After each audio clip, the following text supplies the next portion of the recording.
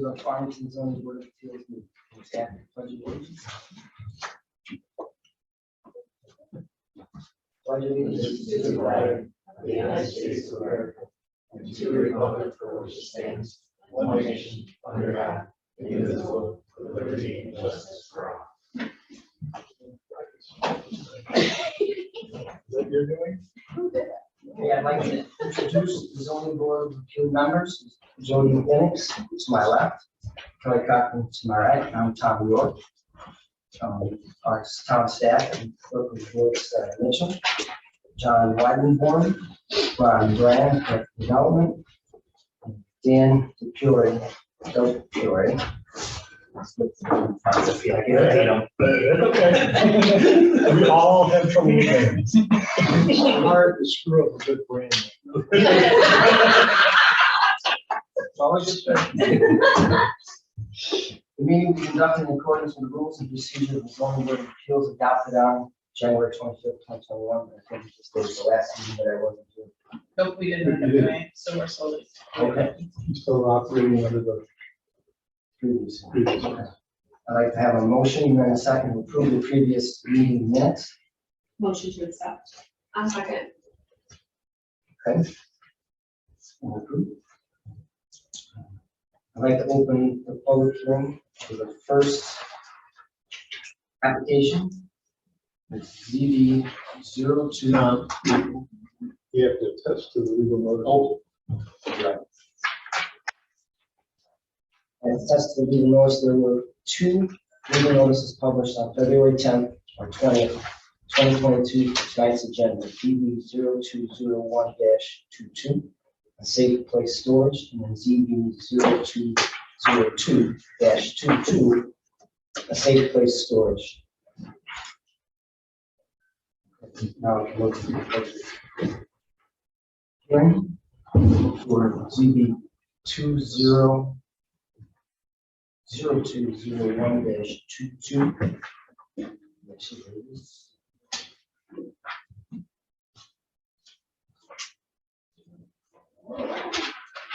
The applicant requests an area variance in accordance with Chapter 165, Article 6, Section 165-84.1 K of the Farmington Town Code. The applicant wishes to erect a 130-foot wide by 131-foot long mini warehouse building having a total square footprint of 16,929 square feet in area.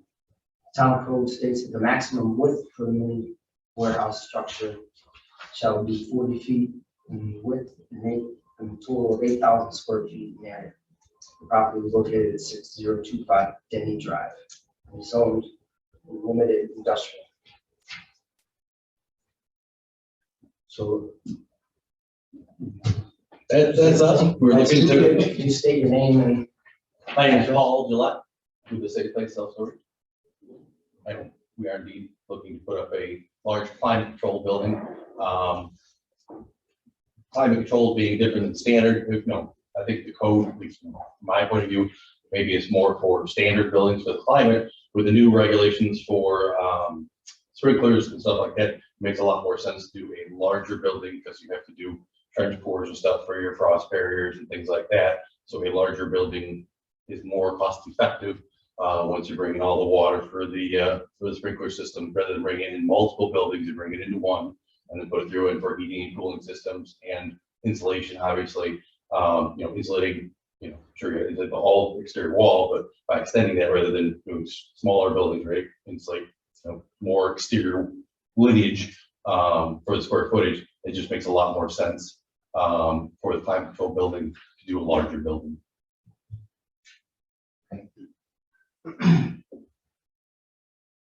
staff comments?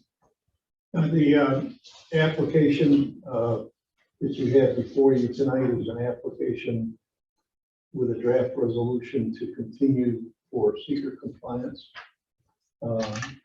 The action is an unlisted action under seeker, and as such, there are other involved agencies. One, the planning board. So there needs to be a coordinated review with the other involved agency. I have drafted a resolution for you to consider, stating that you don't object to hope that the planning board will accept lead agency status, because you don't want to be bothered with that. But unfortunately, because seeker needs to be complied with before you can act, we have to continue the public hearing to the next meeting to allow the planning board to complete its seeker review, which I think they can do in a long period. If we can, you get the engineer to put on some drawings and some revised part one information on the form. That's what I have for you. I answer any questions that you may have. Okay. Any board members' questions? I might start off. I have one in regards to the variance is allowed to outdoor storage of materials on your site on a permanent basis. That's the next public hearing. Oh, I'm sorry.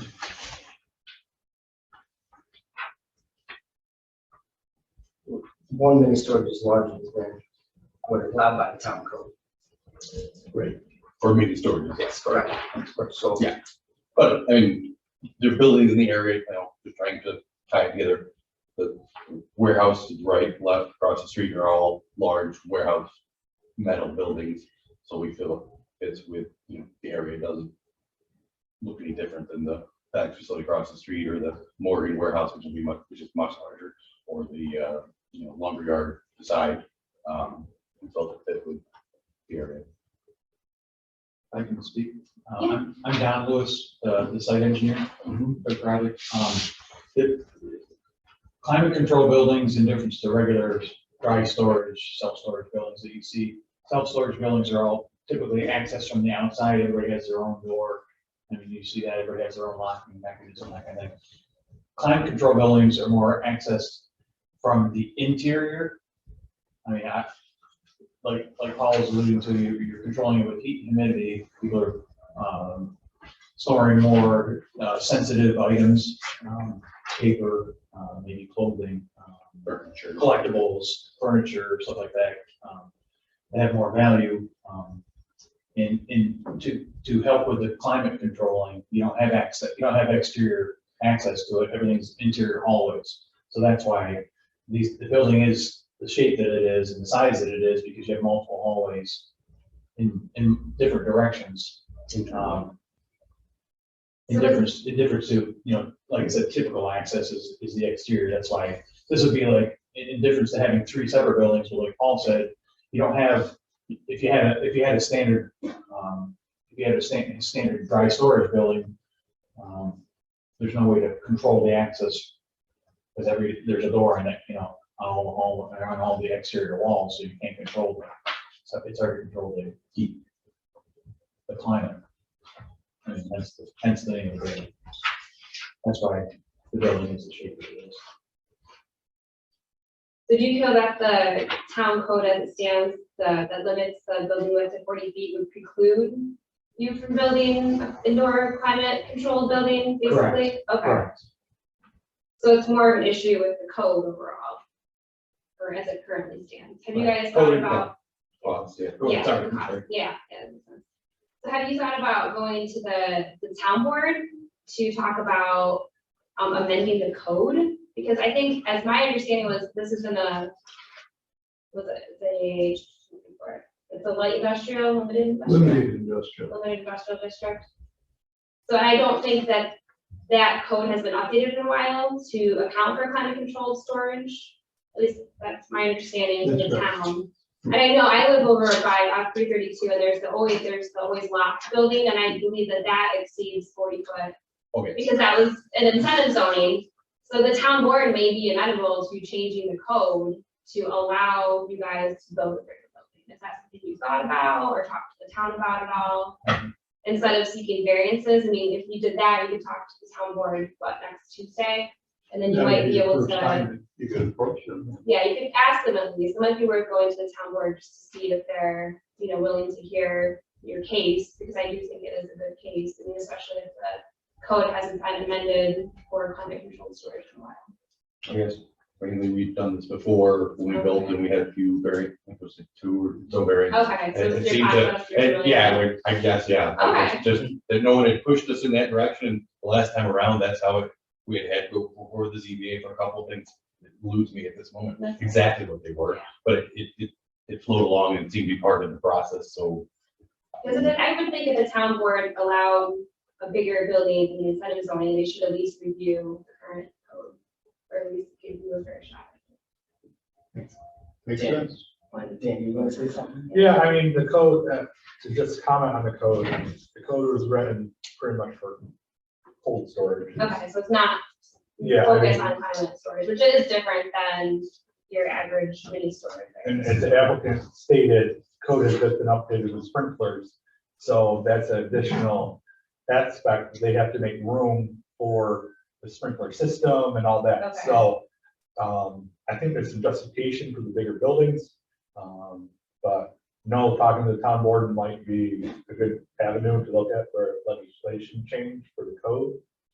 But no, you're looking at a code that was pretty much for cold storage, no heat, no utilities, so. Okay. So there's different things. to So do. yeah, the reason coming here, you're looking at a 1 month process versus changing the code is a 3 to 6 month on a good time frame. Sometimes. I'm shaking. I didn't even know what. Depending on I guess I can- depending on yeah. the lunch table. I guess I was pushing my luck. But I mean, if the town board, if you were to talk to them, they would be in support of this. It goes a long way with getting the ZBA to approve it based on the fact that the town board is in support of changing the code. So it does help you in that aspect, since, this has to be tabled anyways. Yeah, the regulations were written about 10 years ago. And at the time, climate control buildings, For that popular, they've just become a lot more popular. We get a lot more demand. We have, a lot more demand than we have available of climate control storage building for, and we're certainly gonna build standard along with it, because again, hand in hand, but there's just more demand, and it's kind of a newer, at least in this area, a newer thing to have climate control storage. and the other part of that is that, the town board sets some standards for, because there's other commercial, mini warehouse sites coming. We already know that. Okay, and rather than having a zoning board of appeals set those standards, it might better come from the legislative body so that the next one knows what they can expect. And it would allow, and it wouldn't take 6 months to get it approved. I think that, theoretically, if you went to the town board next Tuesday and they thought it was a good idea, we could have something for the county and we could have a meeting. May not be necessary to even come back. Who knows? If they amend the code, goes to the county in April.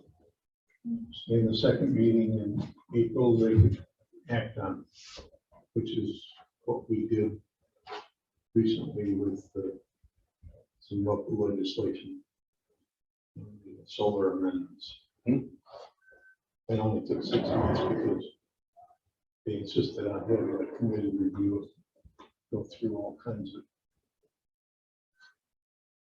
workshop sessions. This is pretty straightforward, I think.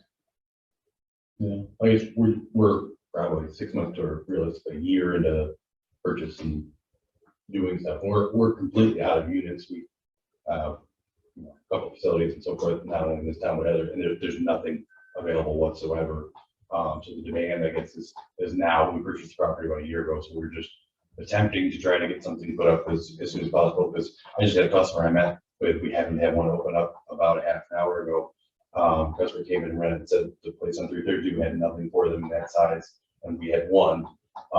So we're ways into the time frame of this, so we're just trying to expedite whatever we do to get something to the public Yeah, just for the board's information, the fire marshal did a research project, came up with 1,300 units now in town that we know of. And there's another application pending for, they asked for 609. So there is a demand out there. And every time you put, single family homes, especially on smaller lots, you gotta have someplace to put it. Home or stuff.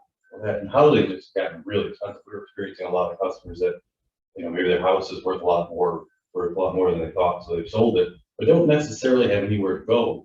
So they're, kind of floating kind of, but they're like, I gotta grab this money, so I'm gonna move out. So there's like an immediate, just like right now in the last year, that it has really gotten really tight, where we've had people drive in and thinking we're just gonna have something. I had to turn away. Some guy showed up from out of state. Like, you don't have anything. I don't have anything. I don't have this square inch. So the demand just as of late has been really pushed by people, post lockdowns, moving a lot more and moving now, and the market is hot, so they're moving now.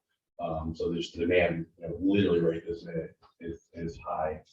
So how many storage units are going to be inside the building? And that one particular building, Yes. I don't have it right in front of me, but you're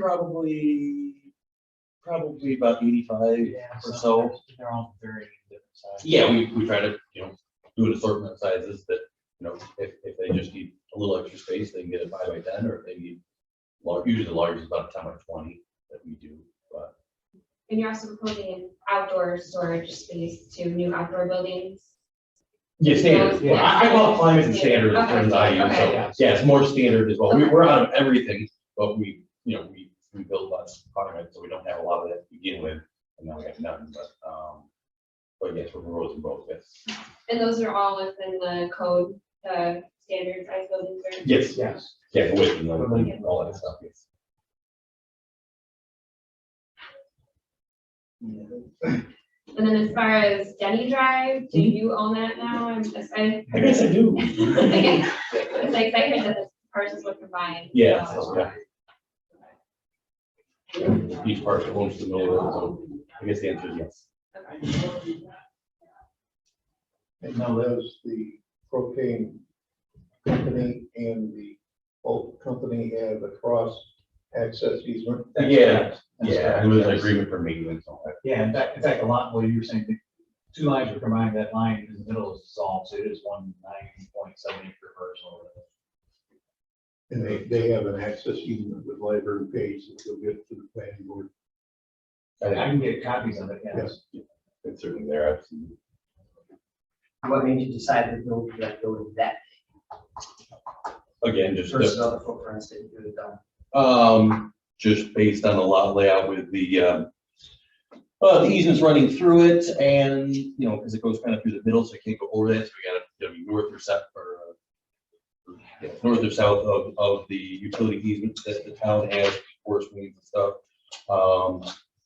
So just the shape of the lot with the easement through the middle, and again, the climate constraints, no other, specific reason. It's just a square metal box like the neighbors kind of thing.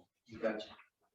Yeah, the building itself, and I apologize for not having a layout of it, but that building has two hallways that go from the north to the south.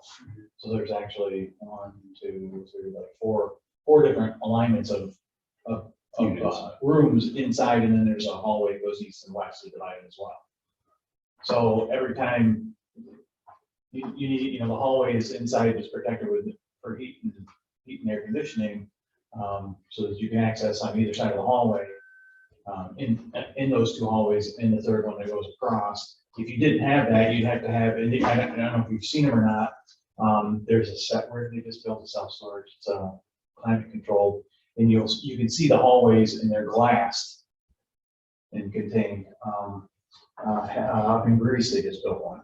I haven't seen. So it's just an added cost. So instead of having a building and then having an exterior wall to hold in the heat, so you could get to each doorway, so it wasn't exposed to the outside, you'd have to build another wall around the outside of each building. So you put the buildings together so you could, you could control all the heating and the air conditioning into one building instead of. The actual, more units, kind of, or more of a thermal break, if you will, where you're gonna, be more in an ever rising cost of utilities.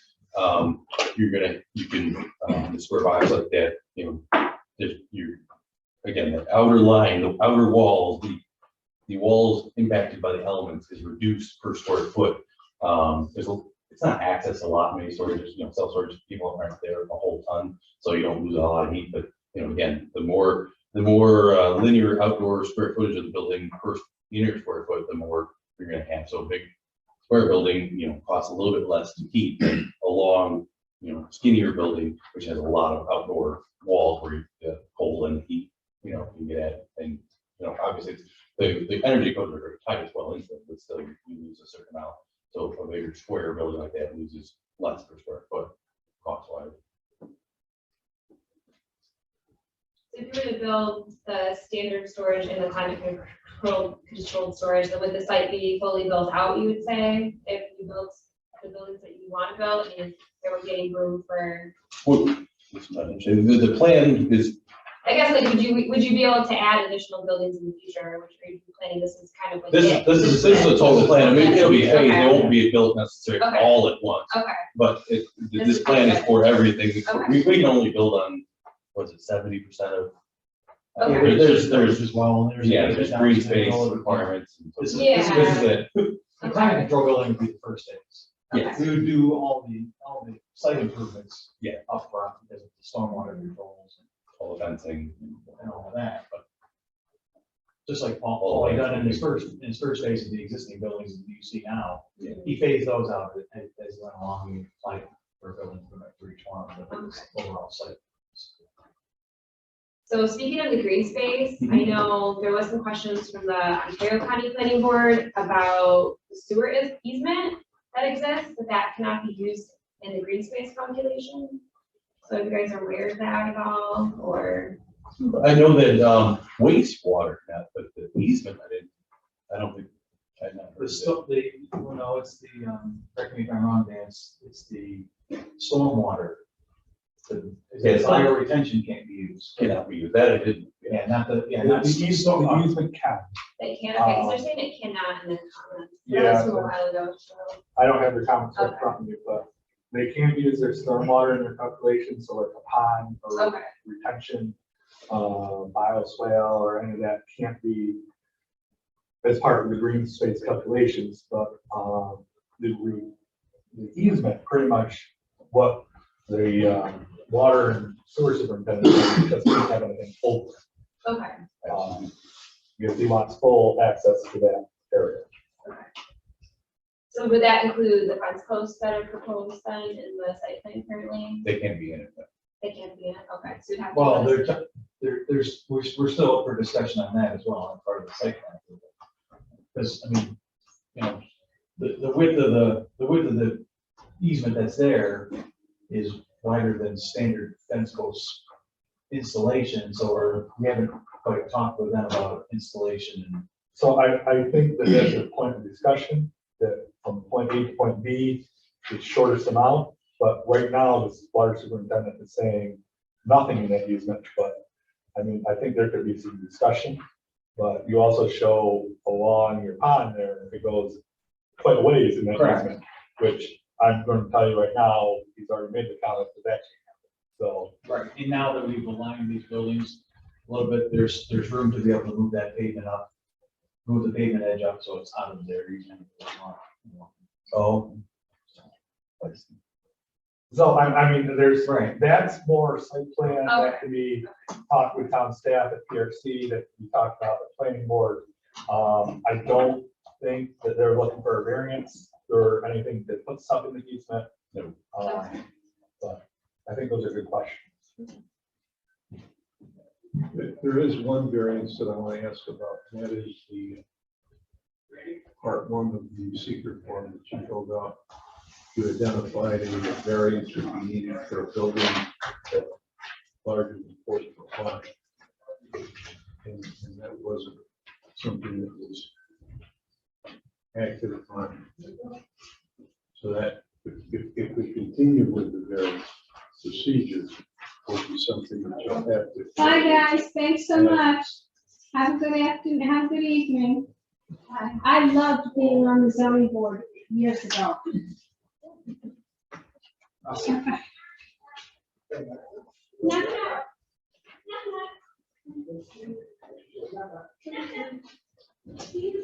So that,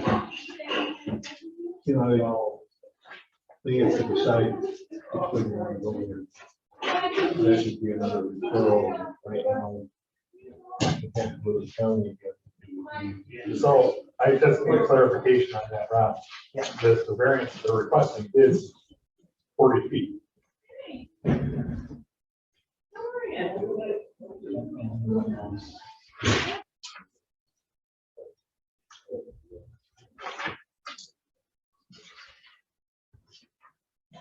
They want a variance from 130 or 40 to 130. if I read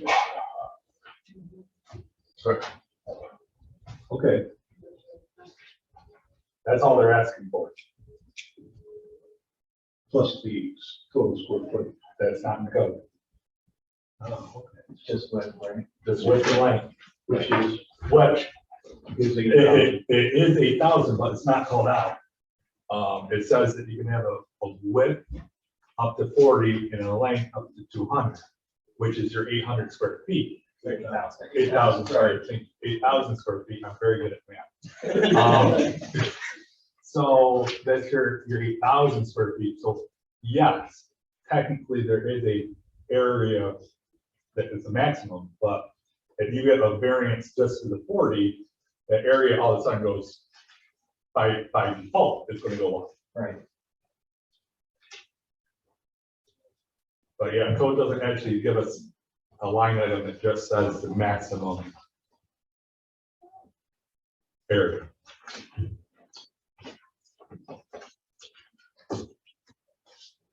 Okay. Any other questions pertaining to?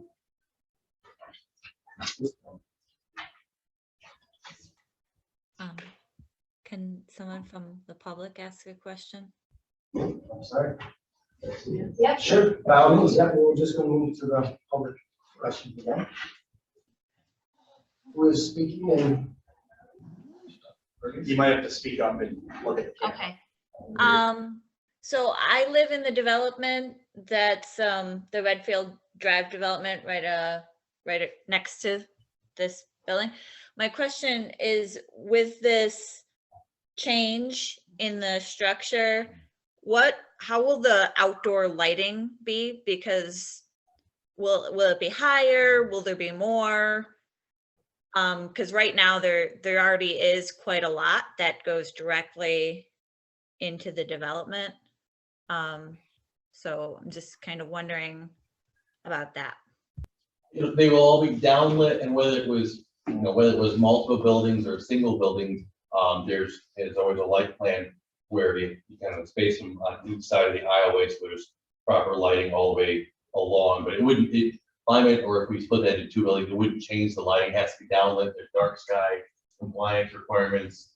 All of that is the same. And this is right along Colette Road. It is not anywhere near the Redfield in the back. So it's further away. And this is more towards 332. I think maybe you can see towards the propane location, but this is the corner closest to Colette and towards 332. So the climate building that we're discussing, I don't think is visible from Redfield.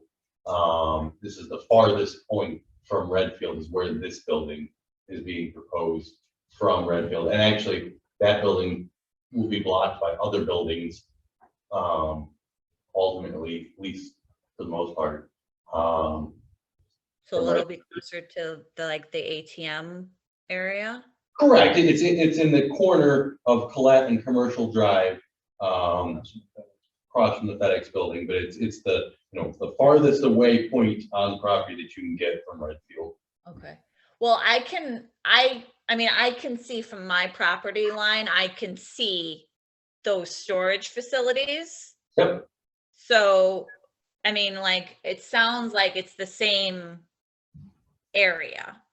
So I mean, I can see all of the storage facilities from my property. So I'm not sure if you're talking about like a step, like further down on there, but the current existing storage structures, I can see all of them. Yeah, this is the lot, to the north of that, and nothing is, the current area is completely built out and built, nothing will Okay, change on that edge at all. There's nothing more we can do there. We've used all of our allotted space there. That's completely done. so this is like a new addition, not any changes to that existing one. That's No, correct, it's all more. Okay, thank you. Can we get Michelle's address, please? Michelle, can we get your address, please? It's 5994 Redfield Drive, Farmington, New York. Thank you. Any other public comments? Can I just address on the lighting too? It's covered in site plan with the planning board. They request a lighting package and they do have to be dark site compliant, and we can't have light shed is what we call it, that goes off the property. So those are all things the planning board will review during site plan.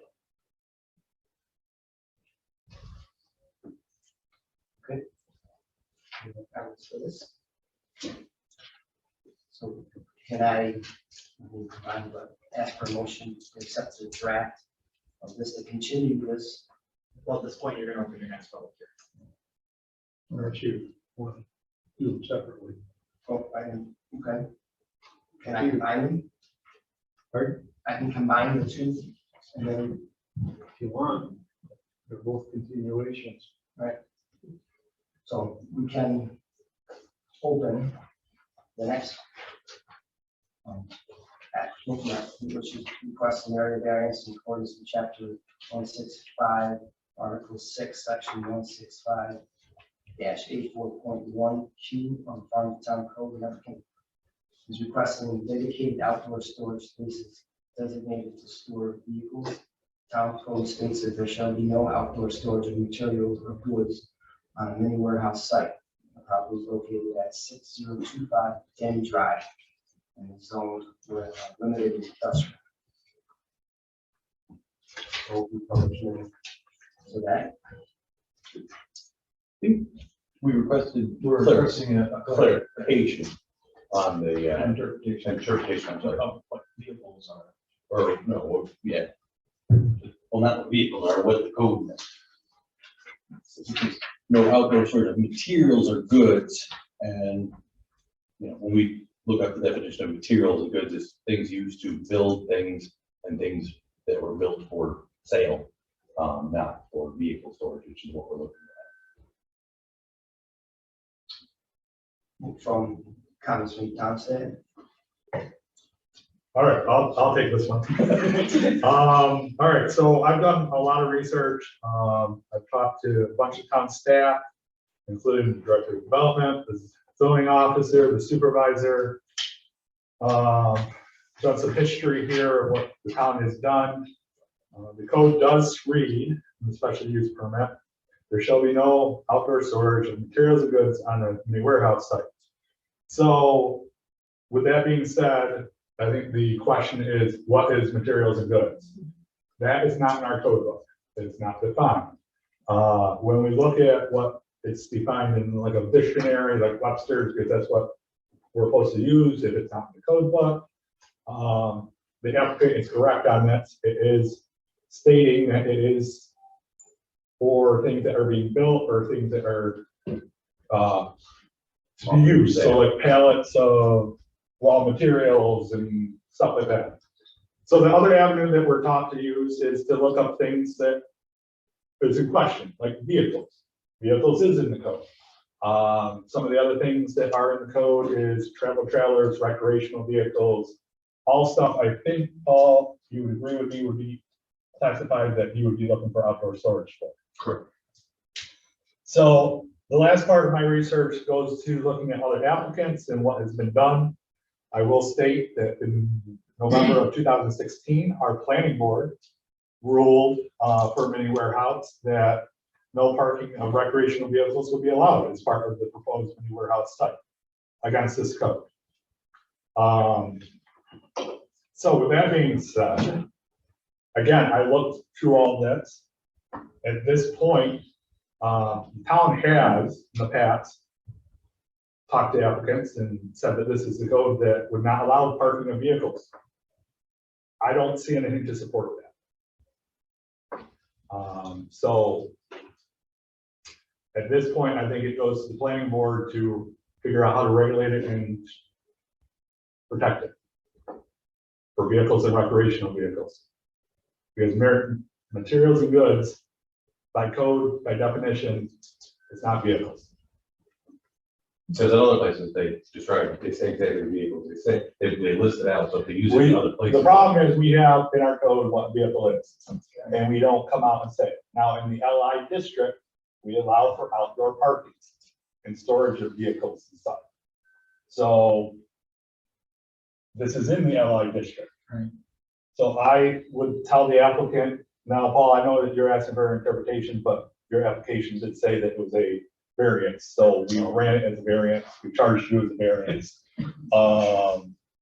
At this point, I would say a variance is needed, and I'd ask you to withdraw your application. But that's up to you. It goes back to planning board and for interpretation. Well, no, it's the planning board to regulate how they're gonna, well, how many they're gonna allow you to use and how they're gonna protect it. Yeah. Because they're Where gonna you make, can do it, if you can do it. because they're gonna make sure you have turning radiuses, they're gonna make sure you have landscaping, they're gonna make sure that it's not overused. If they say that you can only park 10 there, that's all you get. So whatever you propose is what's gonna be enforced. And they're gonna monitor that very closely, but as much as I would like to hold up on this and say that that's vehicles, I can't. So I have a question. It's sort of like my first question I asked. The Always Locked also has outdoor storage for, I think, boats, travel trailers, vehicles and whatnot. But that's part of, again, the incentive zoning. Correct. Right. So would it be appropriate for them, if they go talk to the town board, to ask the town board to clarify that part of the code? They could definitely have more clarification. There is, Would that help the planning board make their decision? Or well, when you look at outdoor storage in the LI, there is different code sections of special use. So if Paul came to us and said he wasn't going to do mini storage, but he was going to do all outdoor storage, he could do that. I mean, there's nothing that prevents that. It's because your code says maybe you can't park. Because all of a sudden he's doing mini storage. It made the question of, it says that you can't store outside of materials and goods. So now all of a sudden, because you're doing mini warehouses, and I know what it's there for, it's there so that we don't have an abundance of Junk junk. sitting there, 'cause like, I mean, they don't wanna have a yard like Morgan has jet ski lifts and all of this stuff. And they don't wanna junk it up with it, they want it to be, So when clean, you, nice. when you go and look at the code, there is a section, outdoor storage of materials, which is materials and goods, that can be done in the LI, but there's regulations of how that can be done. Back of the lot. Right, and we have other people that have that. Morgan next door, that's how they get store outside, that's. Morgan, Especially FedEx, and, well, no, they don't have material, because they have people, But the lumberyard. those are materials. Yeah. So now we're going back into like the lumberyard. That's a perfect one. You got all the woods, you got, those are materials that they're using to build something. So we can't do that. You can't do that. That's not allowed. But I did a lot of research and You haven't worked hard. Well, it goes, you know, you go to like the town of Farmington where they had to make a regulation where you can't park your recreational vehicles from your, face of your garage forward. So that would be, this is what a place like this would be for, for a guy that wants to put his camper wherever, because he doesn't have snow storage. It's like he's been in our office. No, because I've lived through that with other, in other instances, other applications. It also with what Paul has with what he's just been recently experiencing, where people are selling their houses, now they have these vehicles, everything, somebody needs to put their boat there for 3 months until they get their next house. So people who live in Redfield There's definitely a need for it. don't have any, like Redfield, that whole section, I don't think you could park a recreational vehicle or extra vehicle or Trailer. trailer or boat, anything, and then there's no, that whole community. If you're retired, go to Redfield, you have a boat, you need somewhere to put it. Now, I'm gonna tell you, the planning board is gonna be very strict. I've never seen the planning board restrict. So, and they're gonna make you somehow shield it, somehow buffer it, hide it. And they're gonna, trust me, if you say there's 10 spots and you park 11 things there, I'm gonna cure it. I don't want we're not trying to make anybody upset, just trying to build a story. If you look at this layout, that's why Paul did what we did here, because, the shielding, A building behind it, building in is front of it. directly behind the building, the shield. Well, you also have to make sure it's usable space. We want the turning radiuses and all that good stuff. Sure. So if you have a 30-foot parking spot and you only get 15 or 20 feet to turn, get it out, I mean, it's not usable. Correct. So I guess my question to you, Paul, are you gonna pull that application?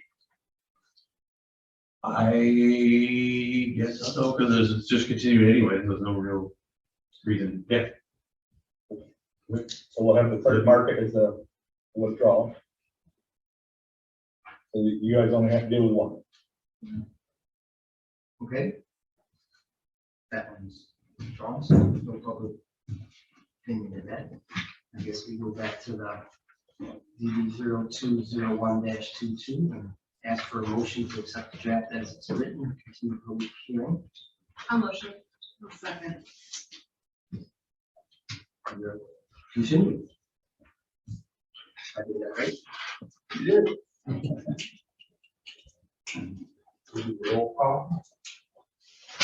You want me to roll call for you?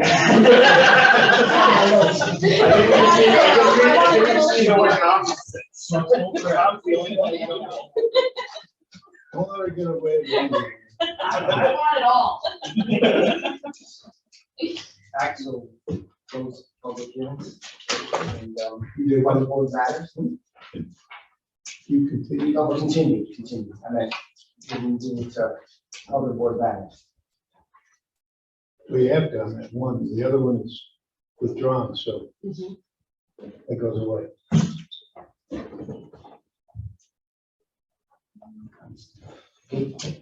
So I don't know if you guys have reviewed your 2022 rules and procedures and would like to vote on them tonight, or wait until you have your full board. I think we'd like to wait for a full board. Okay. So we can table that discussion. The other board matters and all the comments, open forum discussion, I think we got that covered. Director of Development update, I have nothing for the zoning board of appeals. code enforcement and zoning officer update. We still need a clerk of the board. I'm gonna go with that. She's doing great. She is. I mean, I don't know why she can't just keep doing it, but she tells me every month I gotta say we need one. Next meeting will be March 28th. March 28th. Motion to adjourn. Motion to adjourn. I'll second.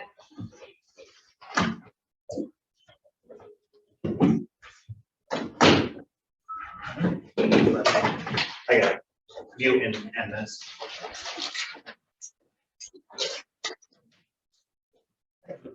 You too. Veronica, do you want to go to the town board and just have to ask for, motion,